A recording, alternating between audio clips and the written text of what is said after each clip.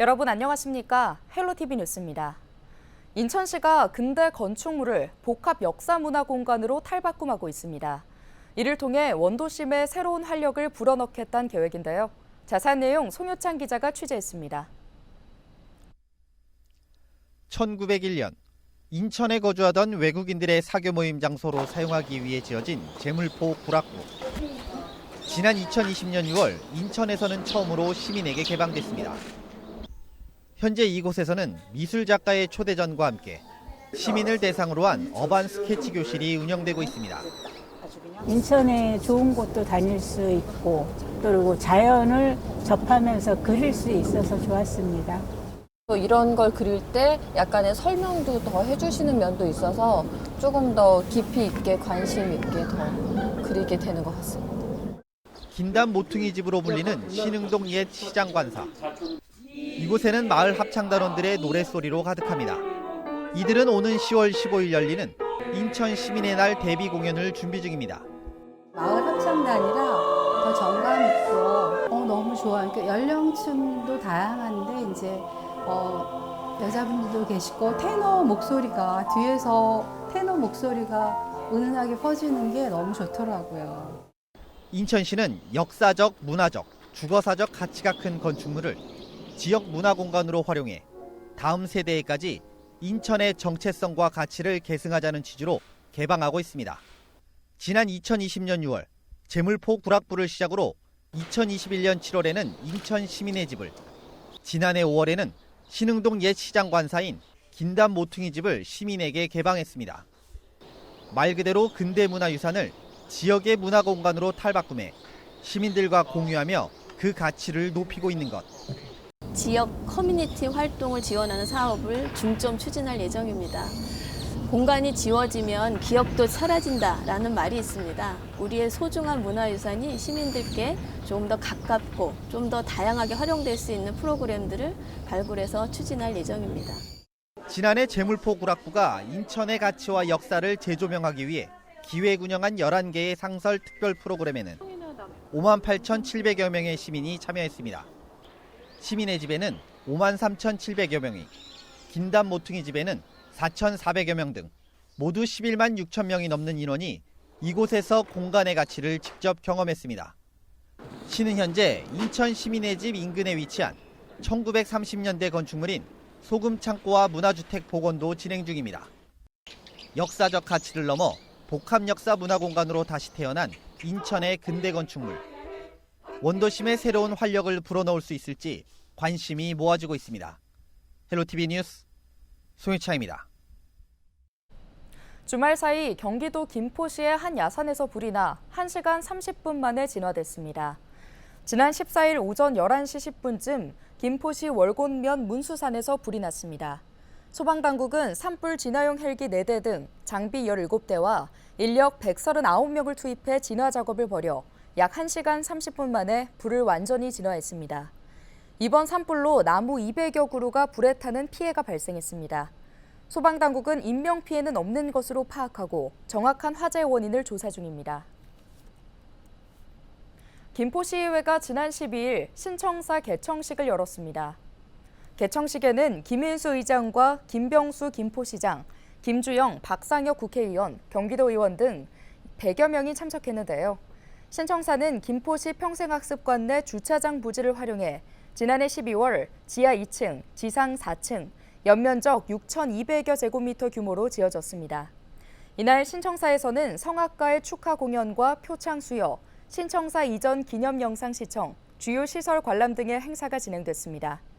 김인수 김포시의회 의장은 시의회는 단독 청사의 개청과 더불어 시민들과의 접촉점을 늘리고 시민 우선의 목표를 실현할 기반을 마련했다며 시의원 모두가 선배 의원님들의 노력을 본받고 시민의 뜻을 받들어 김포 발전을 위한 모든 노력을 경주해 나가겠다고 말했습니다.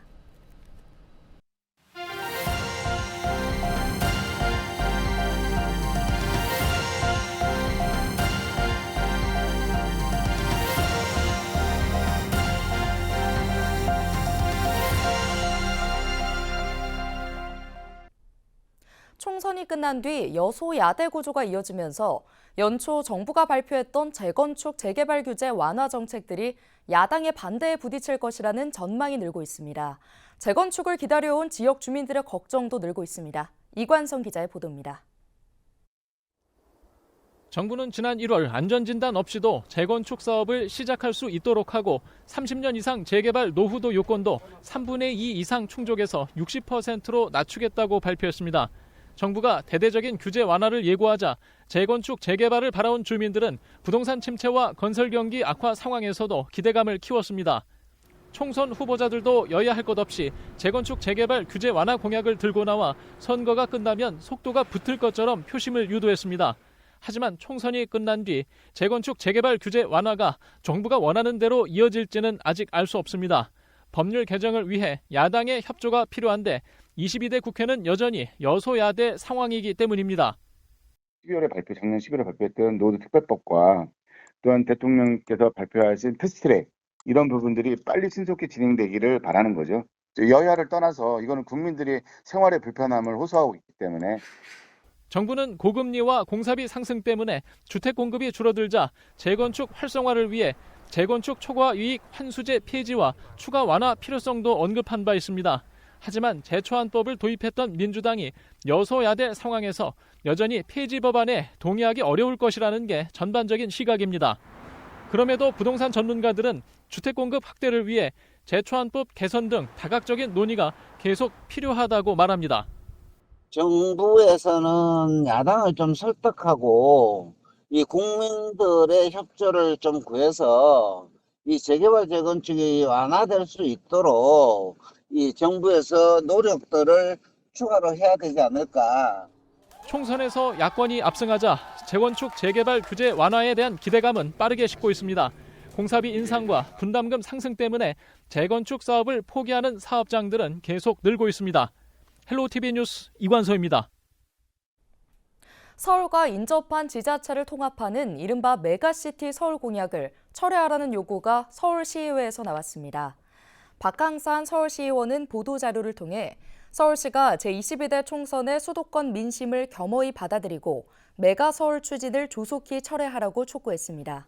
박항산 의원은 수도권 전체 의석의 84%가 야권의 승리로 끝난 것에 수도권 메가시티에 대한 시민과 도민의 엄중한 평가가 담겼다며 현실적으로 메가서울 추진 동력은 이번 총선을 계기로 완전히 상실했다고 설명했습니다.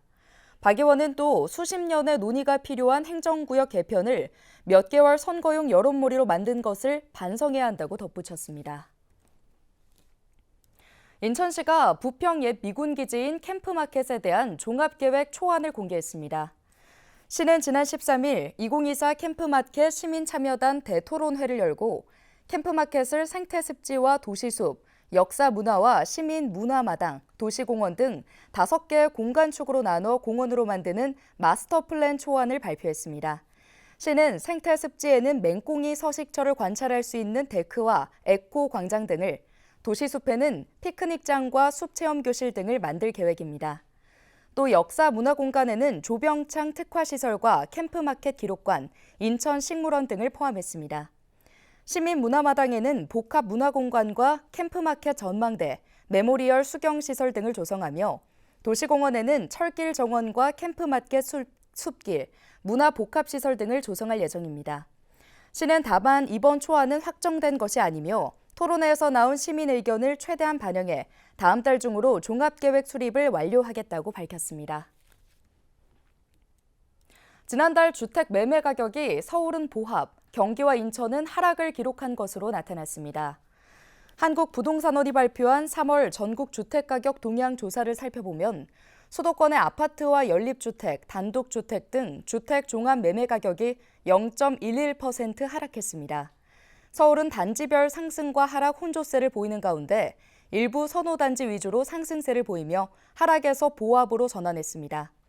경기도는 안양과 파주 위주로 0.19% 하락했고 인천의 경우 미추홀구에서 하락했지만 부평구와 서구 등에서 상승하며 하락폭이 0.1%에서 0.06%로 축소됐습니다. 인천 지역 전셋값이 10주 연속 상승했습니다. 한국부동산원이 발표한 주간 아파트 가격 동향 조사를 보면 4월 2주 인천 지역 주간 아파트 전세 가격은 지난주보다 0.17% 상승했는데요. 이는 서울 경기보다 2배 이상 높은 수치이며 전국 평균인 0.03%보다 5배 이상 높은 상승률입니다. 인천의 전세 가격 상승률은 지난 2월 1주 0.08% 오른 것을 시작으로 2월과 3월 내내 상승률 1위를 기록했습니다. 이달 들어서도 첫째 주 0.15%, 둘째 주 0.17%로 꾸준히 전셋값이 상승했습니다. 지역별로는 부평구가 1.88%로 가장 높은 상승률을 보였으며 연수구 1.77%, 서구 1.69%, 미추홀구 1.49%, 남동구 1.1% 순이었습니다. 계양구는 0.42% 상승했습니다. 한편 인천 지역 아파트 매매 가격 지수는 지난해 10월 이후 약 6개월 만에 보합에서 0.02% 상승했습니다.